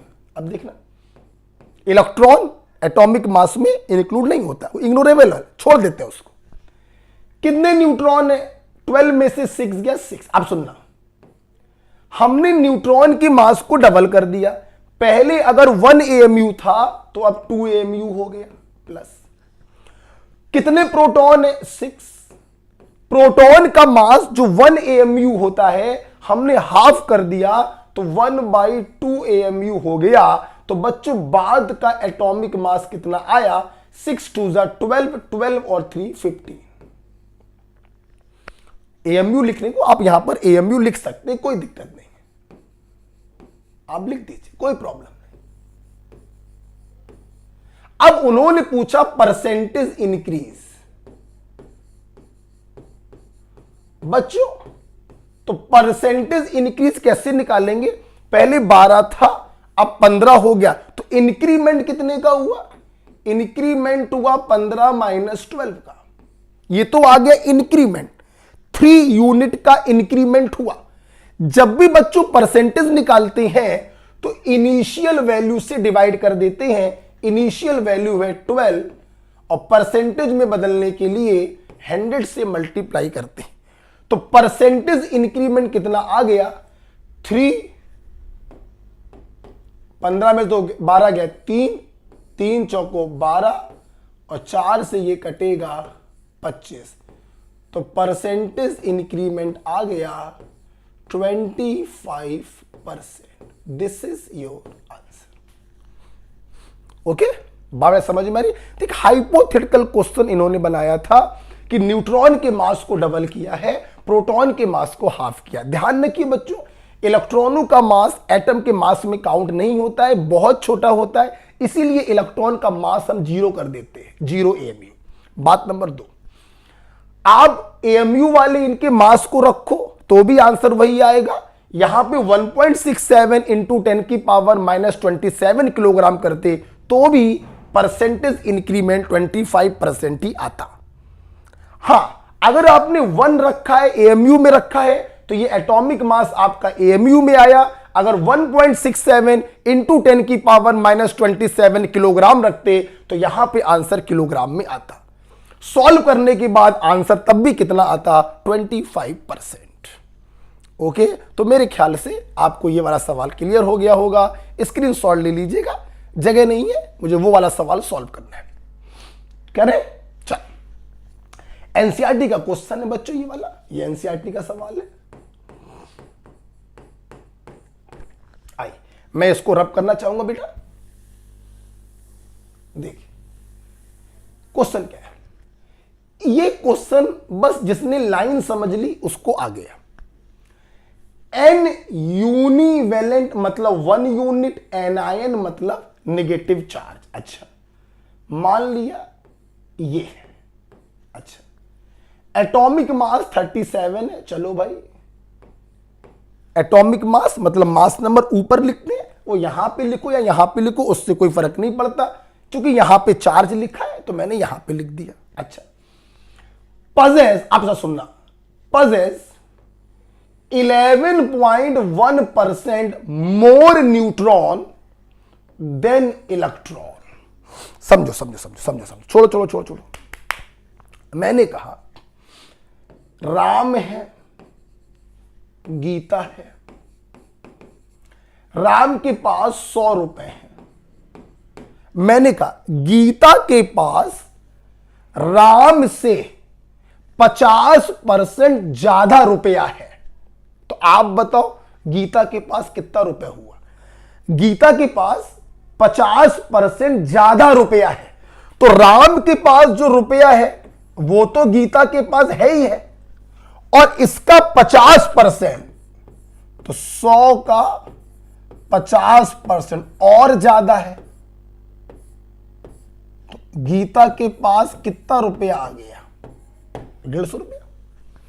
मैंने बोला राम के पास जितना रुपए है, गीता के पास उससे 50% ज्यादा रुपए है, तो राम के पास जो रुपए है वो तो गीता के पास होगा ही होगा, और उसका 50% और होगा। 100 से 100 कट गया, 100 प्लस 50, 150 रुपए। समझ में आई बात? और देखेंगे और देखेंगे। मैंने बोला मदन शकील, मैंने बोला मदन के पास 50 रुपए है और शकील के पास मदन से 11% ज्यादा रुपया है। तो शकील के पास कितना रुपए होगा? सुनना, मदन के पास जो रुपए है वो तो शकील के पास है ही, और 11% ज्यादा, तो 50 का 11%, 50 दूनी 100, तो शकील के पास कितना रुपया है? 55.5 रुपया। क्या आप ये लैंग्वेज समझ में आ पा रही है आपको? ठीक, अगर आ गई है तो अब जरा देखिए वो कर रहे हैं सवाल। सवाल है इसके पास 11.1% मोर न्यूट्रॉन देन इलेक्ट्रॉन। सवाल कह रहा है कि इसके पास जो न्यूट्रॉन्स हैं उनका नंबर इलेक्ट्रॉन के नंबर से 11.1% ज्यादा है, तो न्यूट्रॉन का नंबर कितना होगा? इलेक्ट्रॉन का नंबर तो होगा ही होगा, और इनके नंबर का 11.1% ज्यादा है। बस बच्चों, जिसको यह समझ में आ गया वो इस सवाल को आराम से कर सकता है। ओके, न्यूट्रॉन का नंबर इलेक्ट्रॉन के नंबर से 11.1% ज्यादा है, तो इलेक्ट्रॉन का नंबर तो इसके पास होगा ही होगा, और उसका 11.1% और होगा। ठीक है, आपको बच्चों इसका सिंबल बताना है, और सिंबल का मतलब होता है हमें एटॉमिक नंबर पता करना पड़ेगा। तो आइए करते हैं। नंबर ऑफ न्यूट्रॉन बराबर mass number minus atomic number बराबर नंबर ऑफ इलेक्ट्रॉन बराबर एटॉमिक नंबर, -1 है तो +1 कर देंगे, प्लस नंबर ऑफ इलेक्ट्रॉन बराबर एटॉमिक नंबर +1 इंटू 11.1%। ओके बच्चों, आपको ये सॉल्व करना है। 37 माइनस जेड बराबर, ओपन करिए, जेड +1, 100 से डिवाइड करेंगे 0.111, इसको अंदर मल्टीप्लाई कर दीजिए तो कितना आएगा? 0.111 जेड प्लस 0.111, राइट। ओके बेटा, चलिए सॉल्व कर लेते हैं हम लोग। इस जेड को उधर ले जाते हैं और इन वैल्यू को इधर लेके आते हैं। चलिए 37, 1 और प्लस 0.11 इस तरफ आएगा, तो माइनस का 1.111 बराबर, माइनस का जेड उस तरफ जाएगा, प्लस का जेड, तो जेड प्लस जेड 2z, और 2z में आप ये जोड़ेंगे तो 2.11 जेड आएगा, राइट। इसको हटा दे रहे हैं, कैलकुलेशन है बच्चों। 37 में से इसको माइनस कर दीजिए, और उसमें बेटा मैं डाइट कर दे रहा हूं, समय बर्बाद नहीं करना मेरे को। 37 माइनस 1.111 डिवाइड बाई 2.111, बच्चों 17 आ गया। तो z की वैल्यू बच्चों आ गई 17, और अगर z की वैल्यू 17 आ गई तो इसका सिंबल क्या होगा? Cl -1। 17 is the atomic number, mass number 37. So this is your answer. Okay तो इस क्वेश्चन में जो एनसीईआरटी का ये सवाल था, इसकी पूरी जो इसका जो पूरा पॉइंट है वो ये था, जिसको ये पॉइंट समझ में आ जाए कि न्यूट्रॉनों की संख्या इलेक्ट्रॉनों की संख्या से 11.1% ज्यादा है। न्यूट्रॉन का फार्मूला उसके नीचे, इलेक्ट्रॉन का फार्मूला इसके नीचे, सॉल्व करके आपने जेड निकाला, जेड आ गया 17। 17 का मतलब होता है क्लोरीन। ओके चलिए बच्चों, इसके बाद एक आखिरी सवाल और कर लेते हैं।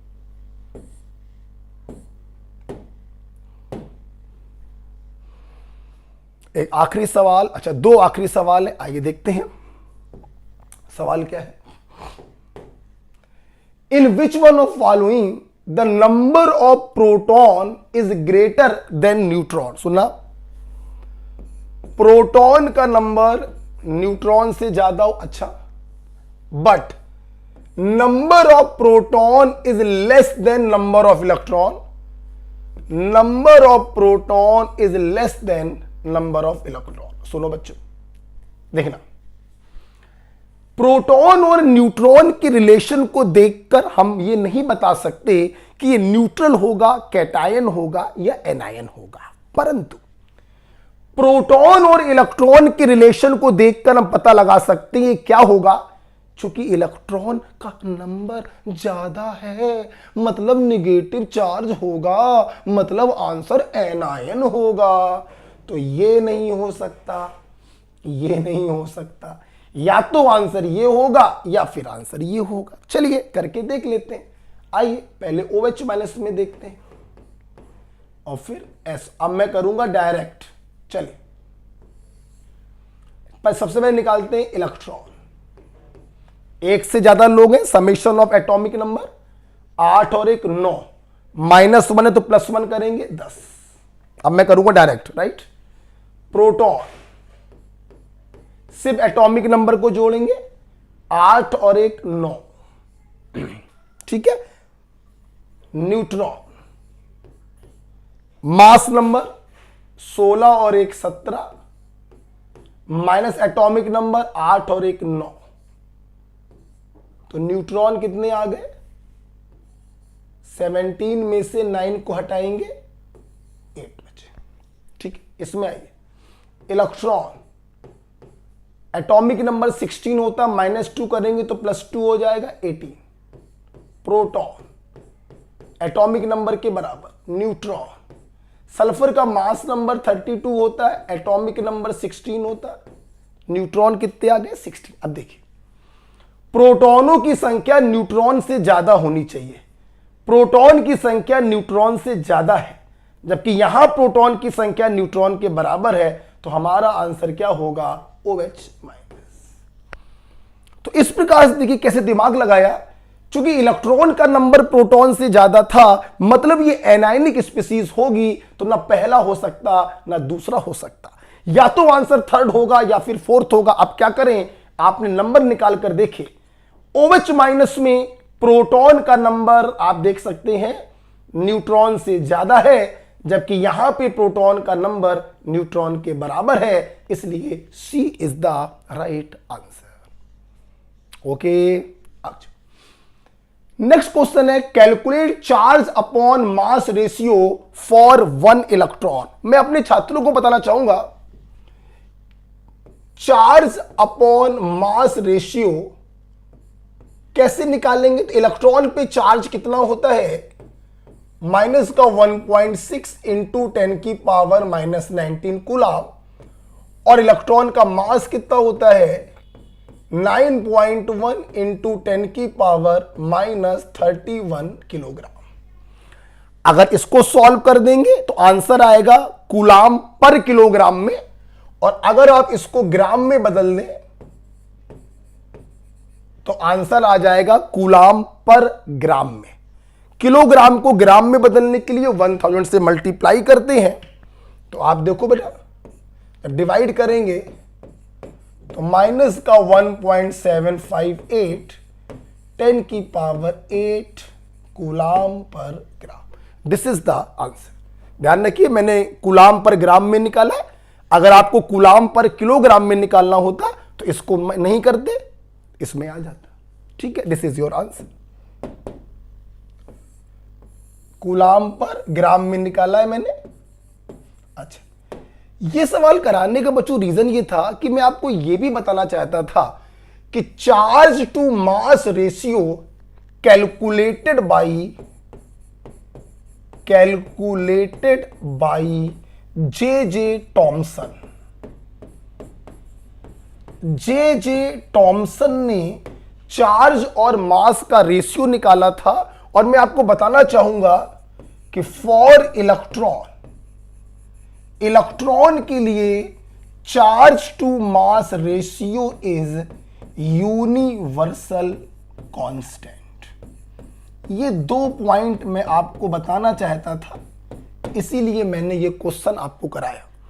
Charge to mass ratio J Thomson ने कैलकुलेट किया था, और इलेक्ट्रॉन के लिए charge to mass ratio universal constant होता है। बच्चों, इसी के साथ लेक्चर नंबर 1 खत्म होता है। मैं उम्मीद करता हूं आपने इस लेक्चर से बहुत कुछ सीखा और बहुत सारा कॉन्सेप्ट आपका क्लियर हुआ। मिलते हैं फिर से एटॉमिक स्ट्रक्चर में अगले लेक्चर में। तब तक खुश रहिए, मस्त रहिए, पढ़ते रहिए और मेरे साथ बने रहिए। ओके बच्चों, थैंक यू।